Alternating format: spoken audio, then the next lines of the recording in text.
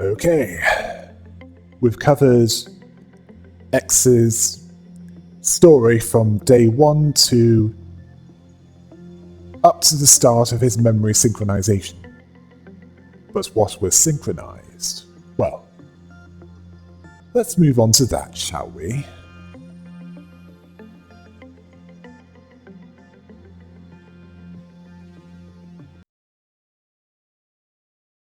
During the memory synchronization, Angela spoke to him. You're actually not okay, are you? If your mind collapses with yearning when sunlight touches you, and seeing the outside plants incites unknown rage that destroys your rational thoughts, then we have no choice but to stay underground. Let's start all over. The lobotomy which mourns her. Either this was before A was killed, or she was manipulating a manager even then. The memories involving Carmen and what she had planned were also in there somewhere, along with the creation of Angela involving Benjamin. All from the perspective of A. During a break in the memory synchronization, Angela said that while humanity prospered through advanced civilization and technology, it was not aware of the impending racial suicide. The hero they needed was beheaded by their own hands. Lots of things happened, and lots of things have changed. Has she read Friedrich Nietzsche? Back in the memory, Carmen wanted him to relax. He also recalled Elijah's death, and Angela reviewing the application form, the employment policy, and their meeting with Time Track.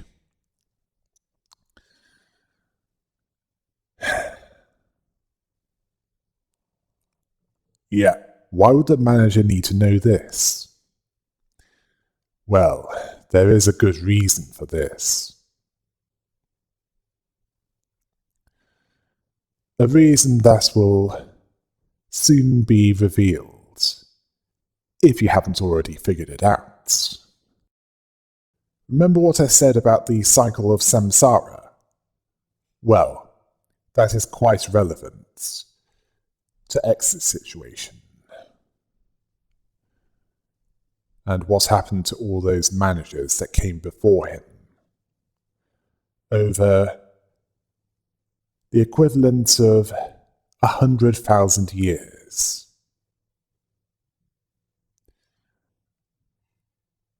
Only Angela would be aware of what happened. It's a miracle that she was able to keep herself together, having to repeat explanations over and over again. Sometimes they went farther along, other times they didn't. How long did she have to do this? The memory synchronization. I wouldn't be surprised if a small percentage of managers made it this far.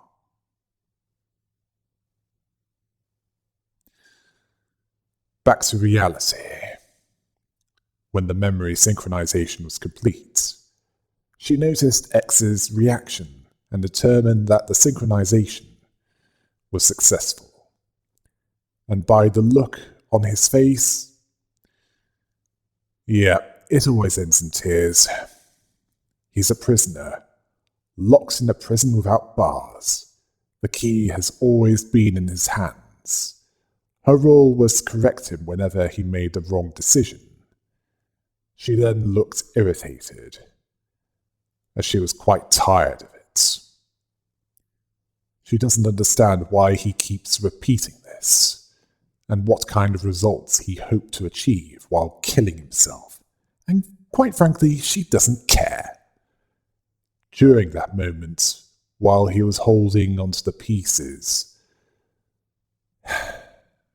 she would be glad that he stopped this now.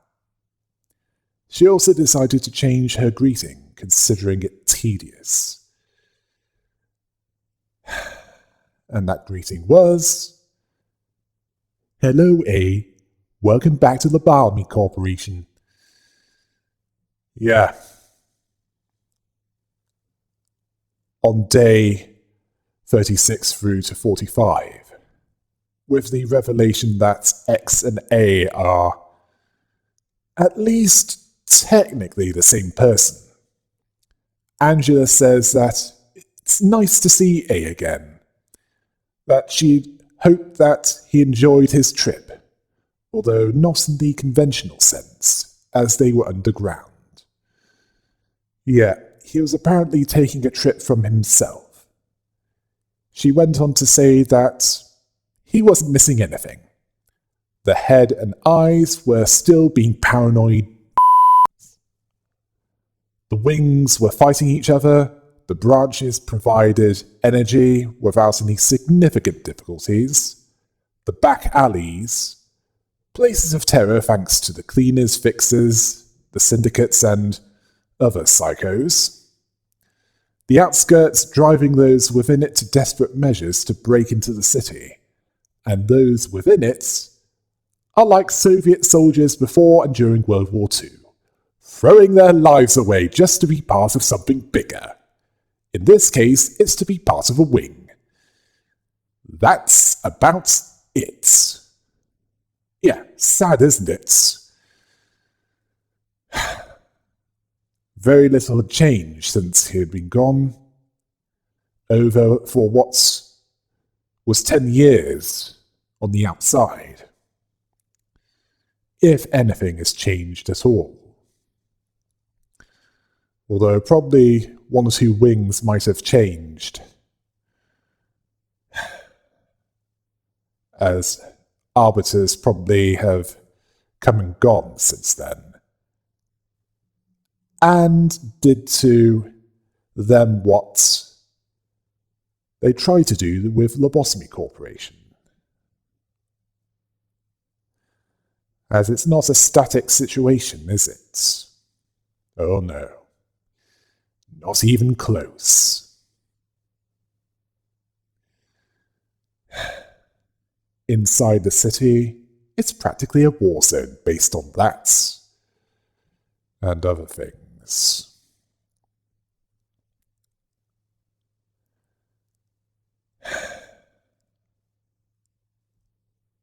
Right.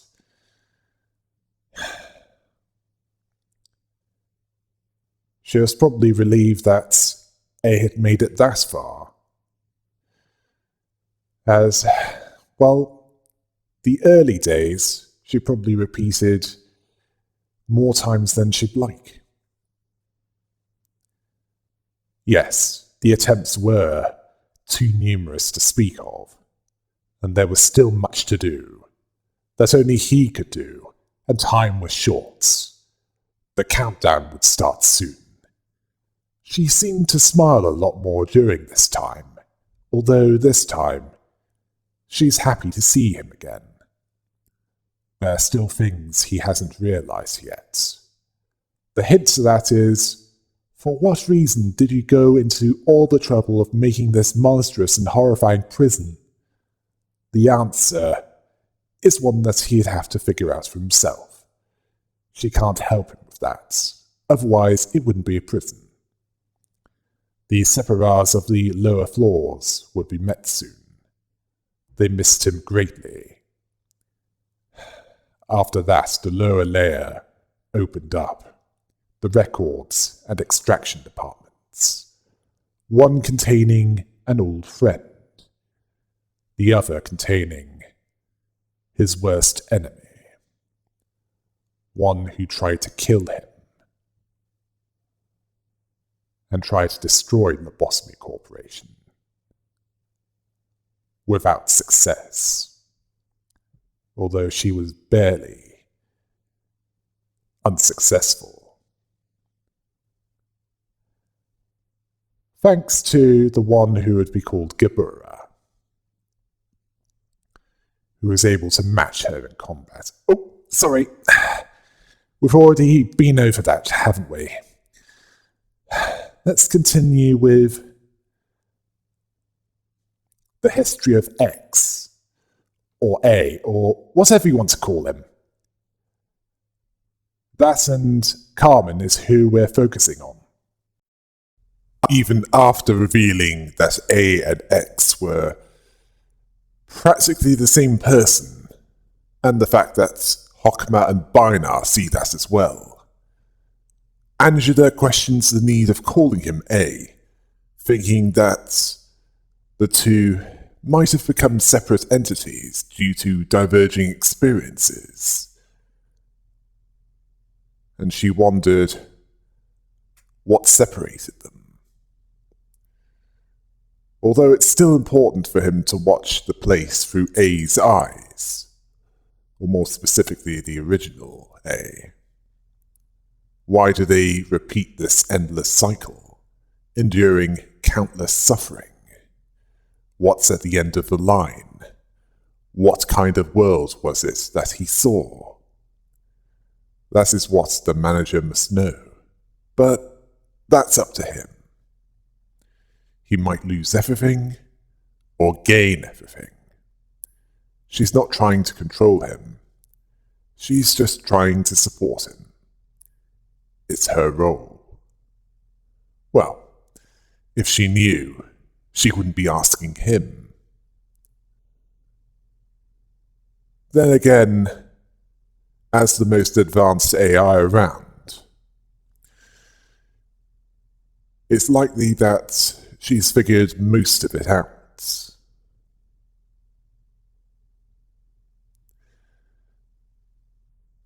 She witnessed many other X's and saw their efforts and failure.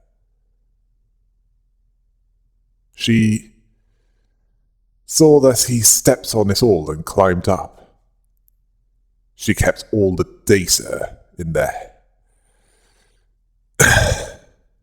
In that head of hers. But it's not her place to mention it. A machine has its own work to do. Which is what A or X or whatever you want to call him once said to her. Her role was to encourage him and to collect the proper amount of energy each day by using the carrot and stick method. Basically, gather this much, or you're dominated. Or is that a gunpoint diplomacy method, where the implied use of force is used to coerce action? It was also her role to advise him, to help free him from the guilt. It was irritating to her as it wasn't part of her programming. But she saw that she was able to fulfill her role. That's debatable, as she's inherently a psychopath due to her inability to feel guilt. Based on the amount of deaths that occur each day, and it doesn't look like they register. In fact, she celebrates it at times. So, as far as freeing him from guilt, she is completely unsuitable for the job. She does a decent job with everything else, though.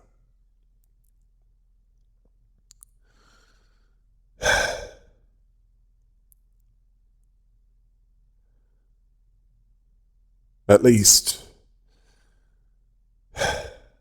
well,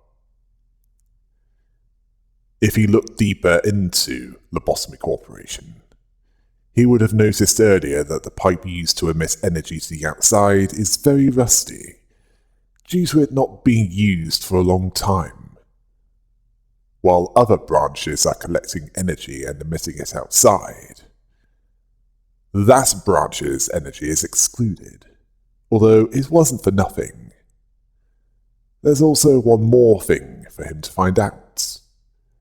Where does all that energy go? Yes, that is a good question, Angela. It clearly goes somewhere. About the time when Angela was born, she asked herself every day what the meaning of her existence was. A handed her the script and gave her the answer. The commentator plays an important role that helps unfold the plot. She thanked him as it was so much fun reciting his script that she was able to find the meaning of her existence without noticing the time fly by. Yeah.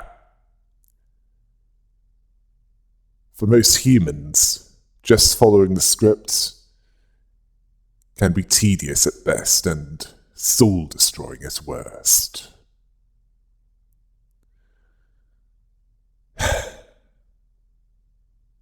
As for Angela, well, it'd only be a matter of time before... Ooh, sorry, flicking ahead a few pages.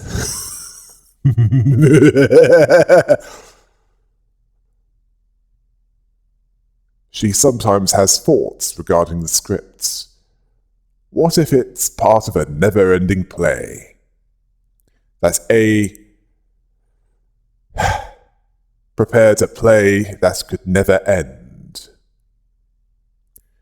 just so that he could tie her into this knot. She then had an annoyed look when she said, "If so, would it be appropriate for me to disobey your orders and attain my free will for the first time?" Then she had a normal expression and asked him if he thinks that this dialogue was part of the script or of her own free will. What would happen if she succeeded, or she had ever considered rewriting it. She obviously hasn't heard of how a certain knot was untied through a brute force method. She was recalling his footsteps. While there were cliches, he sometimes made the results more exciting by acting in an unexpected way. The endings were all the same, no matter how the process went. She shared the memories through a hologram, which involved him in a mess before the cognition filter was established. A human's mental capacity was so weak by comparison to hers. He did fine for the first couple of times, but then, one day,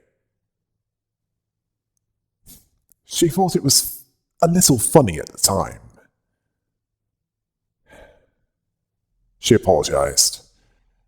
He came all that way, but he wasn't able to escape from his guilt, and hung himself. He was stopped immediately. He wasn't fully ready at this time. After that, she slowly realized that it didn't matter if he was mentally whole or not. What mattered was that he needed to find enlightenment about something to stop this endless cycle. Yeah, samsara. He apologized to her after that. She wanted to say something, but then she said that she didn't enjoy it, and besides, there's something he's not ready for yet.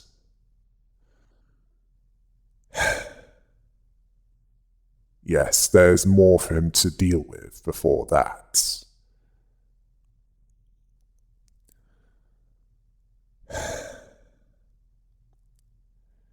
Yeah. Enlightenment, breaking the cycle of samsara.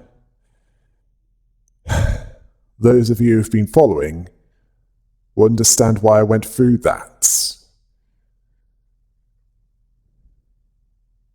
Well, went over that with you.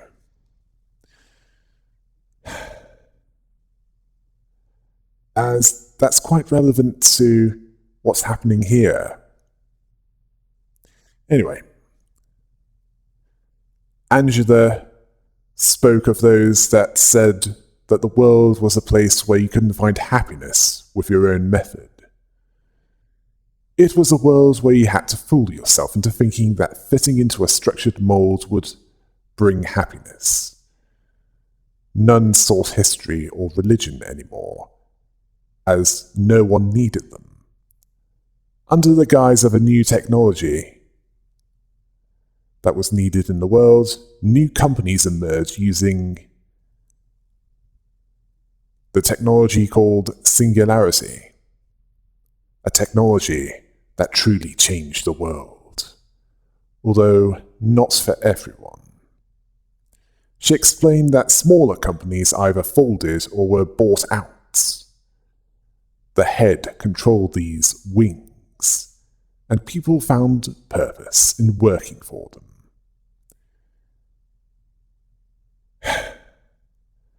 Although it seems that they're encouraging development of the world for the better.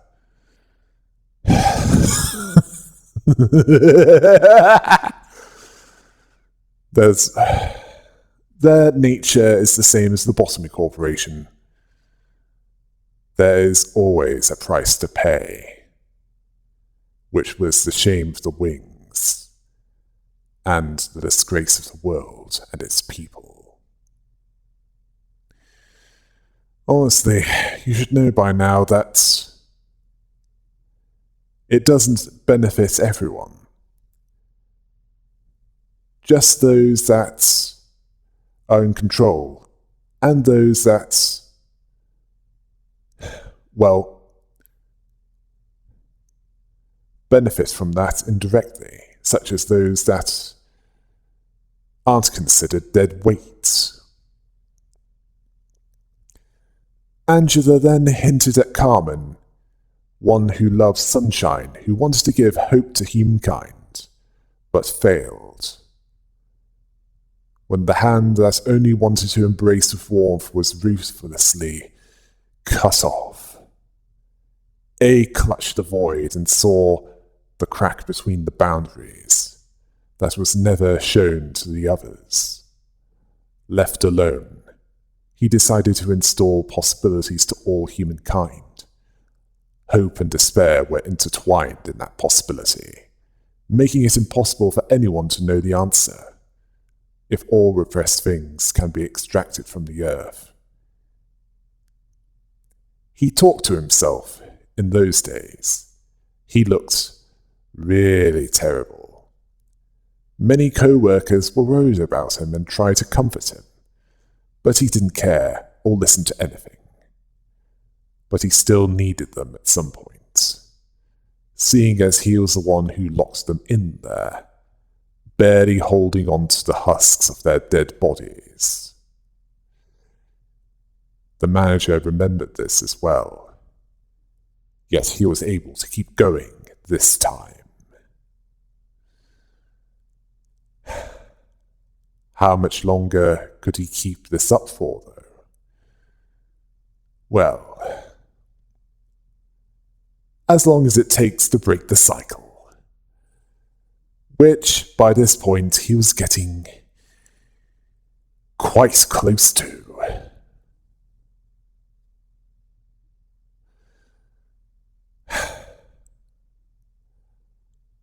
Not even letting one of his closest friends and his worst enemy get in the way. And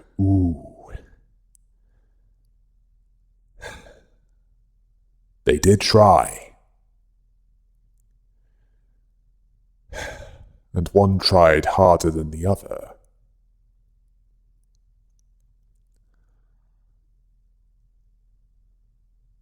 Well, I've already went through those. She then spoke of the nature of abnormalities, and that most were made by Lobotomy Corporation to make up for the lack of natural ones, all part of the seed, along with Cogito and the Sephiroths. She also spoke of an old river, the source of everything that has been flowing at the very bottom of the world for many ages. It was all but forgotten by humankind. None knew of its existence, but somewhere in the world there was a very small gap or hole through which the river was connected. Other gaps exist. The seed, is that what Carmen meant by possibility? It can't be made in one day, or be created on its own. If they wanted to fix a broken system, they couldn't just sit around in a sunny spot waiting for the clouds to part.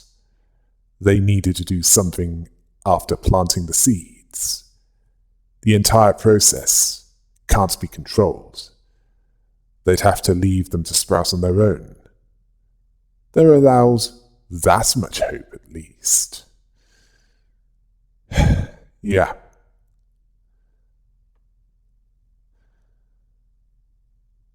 Quite confusing for one driven primarily by rationality and logic. But then again, it's to accommodate her human.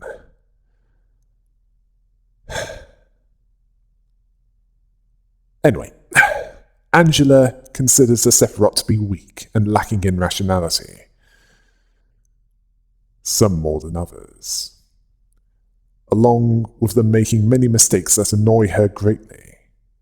She didn't approve of A placing them there, but he told her that his atonement and the awakening of the Sephiroths were key to untying the knot.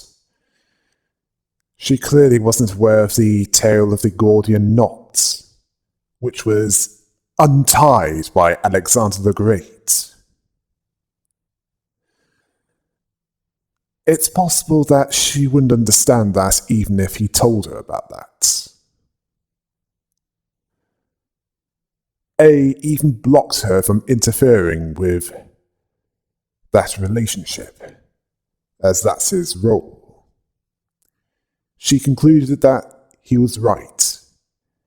She doesn't consider it worth understanding until the end, even if she stays there repeating it endlessly. Machines should act like machines. She played the role of observer and had to endure all the pain that others forgot. She doesn't think that she'll have to point that out again. Much to her relief. Well, if it was a human going through that over and over again, it would drive them completely mad. But then again, Angela isn't human. So it's a miracle she hasn't gone rogue by now. I mean, have you ever seen anything involving rogue AI? Angela spoke of the manager's scenario ending soon. To do what has been done before, the energy collected won't be supplied outside. But it doesn't mean that it was for nothing, or that the facility no longer serves a purpose. Her goal is the same as his. She was surprised that he asked her then, after all that time, ending the current given script. She wouldn't have a reason to go through all that trouble just to help him. During this journey, he was putting together the seed of light, the cure for the disease of the soul, accomplishing what A, Carmen, and many others could not. At least not alone. All involving abnormalities, cogito, and the suppression of each of the Sephiroths by making them remember who they were after their personalities were warped by the process of their remaking. Yeah, having your brain extracted and put in a metal box. That'd be enough to mess anyone up. Especially if their minds were altered. Although, in at least one case, that wasn't true. Malkuth was an ADD sufferer when she was human, but was two-faced regarding how she acted as a Sephiroth.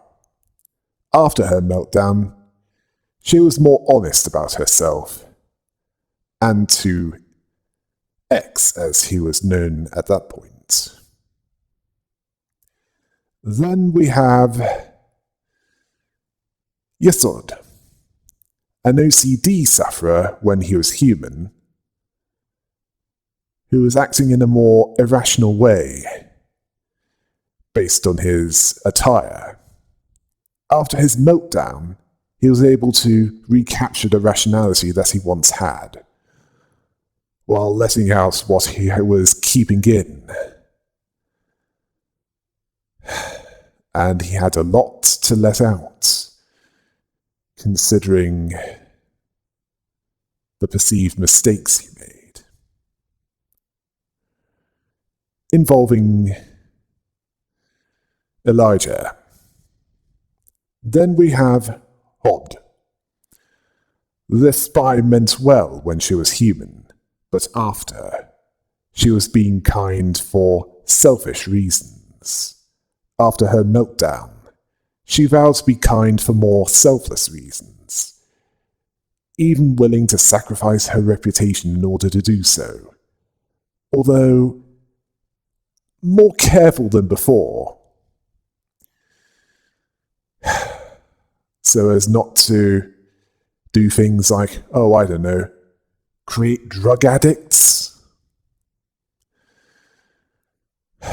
Then we have Nedjak.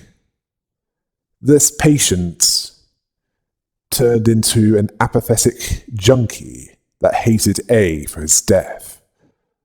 After his meltdown, he regained the hope he lost after A deceived him, and was even able to let go of some of his emotional baggage.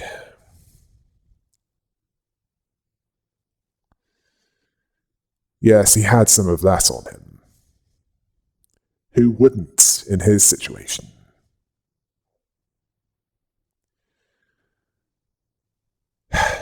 As for the middle Sephiroth, Tiphareth, the female one, to be more precise, stopped caring about the male Tiphareth after he burned out over and over again.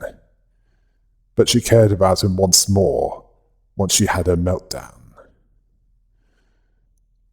She also hopes that the male Tiphareth would stay dead, rather than have her go through this over and over again.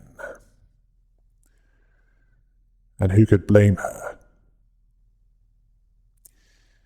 Chesed, well, this coffee addict became a hands-off coward willing to be pushed around. But after his meltdown, he became a stronger person after realizing that Angela didn't care about, well, anyone. Yeah, it was being coerced that led him to being a Sephiroth in the first place. Although she would have, well, I doubt it would have made much difference anyway. Either Garion would have killed him in his office, or he would have died in the corridor.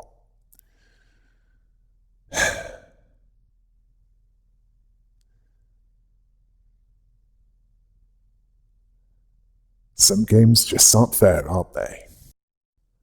As for Gebura, she became a vessel for unfiltered rage, unable to control herself. Never mind be controlled by anyone else. But she regained control over herself after her meltdown, and she became a slightly kinder person, although, well, some habits die hard. She didn't become a top fixer if she didn't give the impression that she could deliver and that she could be depended on for the things that truly mattered. And then we have an old friend of A, Hokma, who acted irrationally, not wanting to let X or A or, well, whoever he was, go and break the cycle. After his meltdown, he had his reasoning restored and let him go. To finish what Carmen had started and A had continued.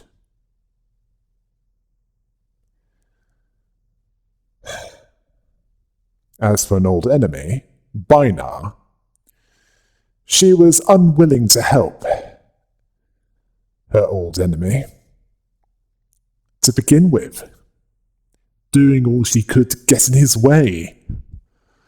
But after her meltdown, she realized that he was no different from her and decided to be at least somewhat more helpful. Of all of the Sephiroth, she changed the least.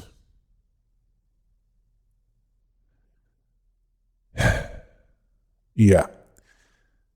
Remember that unwritten rule about psychopaths?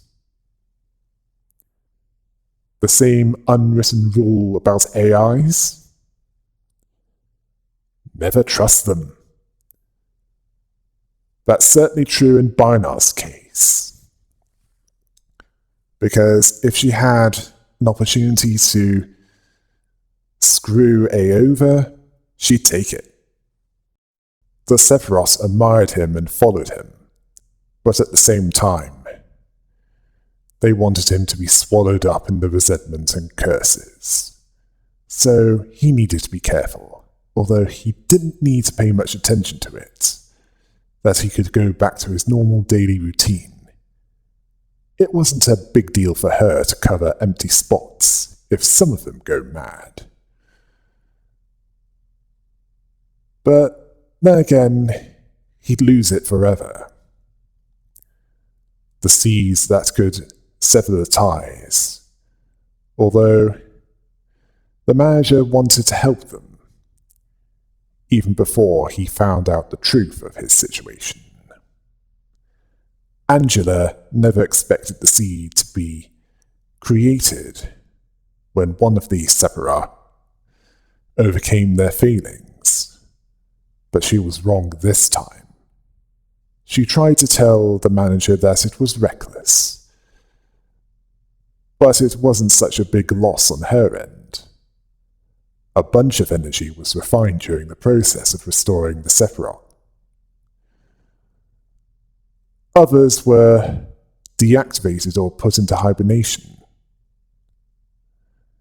Wait, didn't she say that energy came before employees? She's starting to contradict herself. Let's hope it doesn't overload her with the paradox. After 3 Sephiroths were restored, Angela asked if the manager was hoping to turn back time for all the things he missed. After all this time, even if he could, the remorse couldn't be so easily washed away. You think he doesn't know that? It's standard procedure for him. It doesn't mean that you should just give up. After 5 Sephiroths were restored, Angela said that she wanted to free herself from the pain, but she realized it was impossible. Recently, she found the answer. She had to accept it as something that she carried from the start. Then she could be set free. She advises the manager to take the pain and accept it, if he's suffering as well. He doesn't have to keep changing things if it's too hard for him.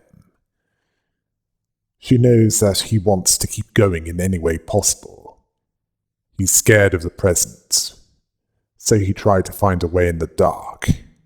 She admired him at first, but now he looked pathetic.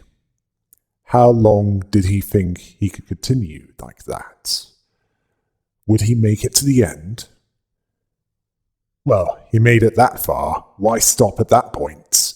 Face the fear, remember? And as for the pain, Arthur Schopenhauer said life without pain had no meaning. So you've clearly heard of that, haven't you? The Seed of Light was constructed with each of the Sephiroths' restoration. What Carmen started, A continued, and he would continue restoring each of them. When 7 Sephiroths were restored, Angela's data became insufficient, as it was the first time they'd reached that point, where everything from that point onwards was a mystery. She was not in a position to say such things, but it won't be an impossible task. There's a definite distinction between impossible and 0% of possibility. Machines say that's something that will never happen after considering every possibility having a 0% of possibility. Seeing the manager succeed in every task in the future is now no longer impossible, but rather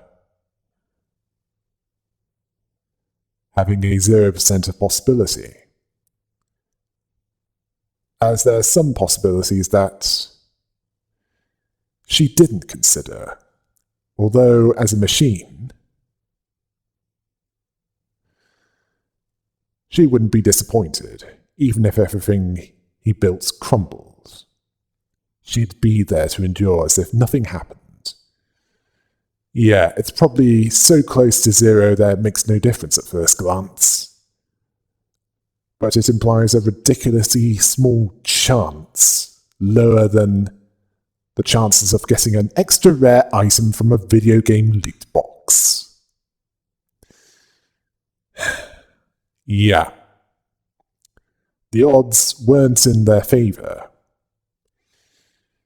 But or rather this iteration of him, somehow beat the odds.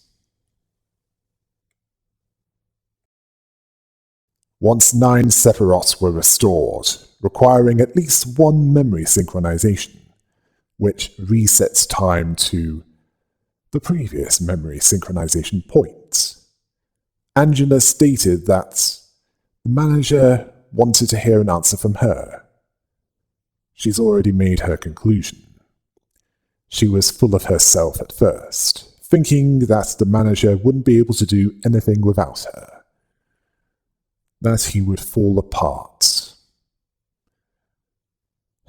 This was when she first met him, or more specifically, the impression she got from him. He was much more independent than she thought. She even suspects that her assistance wasn't needed at all, that she was redundant, so an answer from her shouldn't be sought. He saw a door and asked her, well, she asked, what he thought was waiting behind it. Well, it was at this point he was ready for what was ahead of him.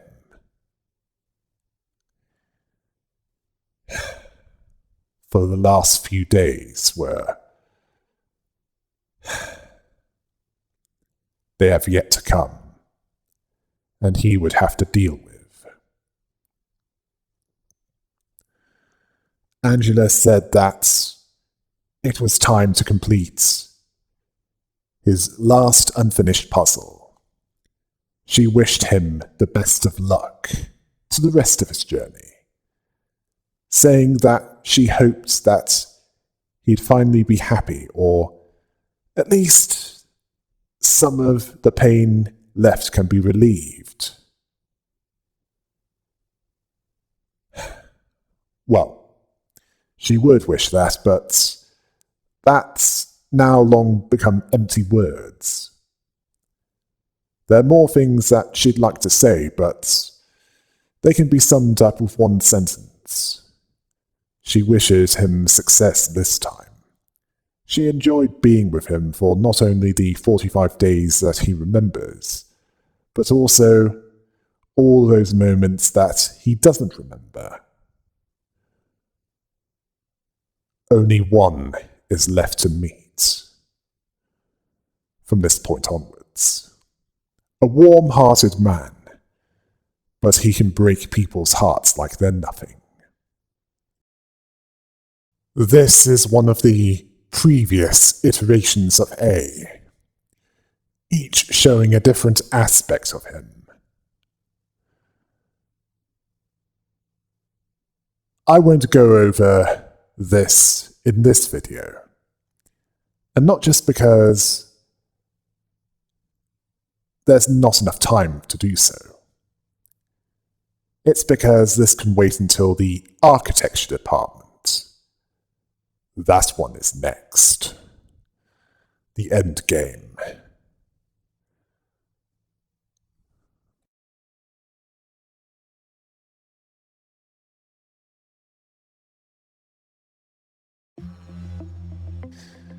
Not many to go now.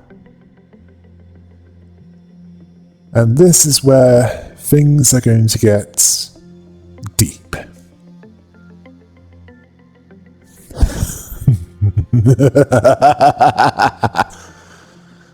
Until next time. Hail the rabbit!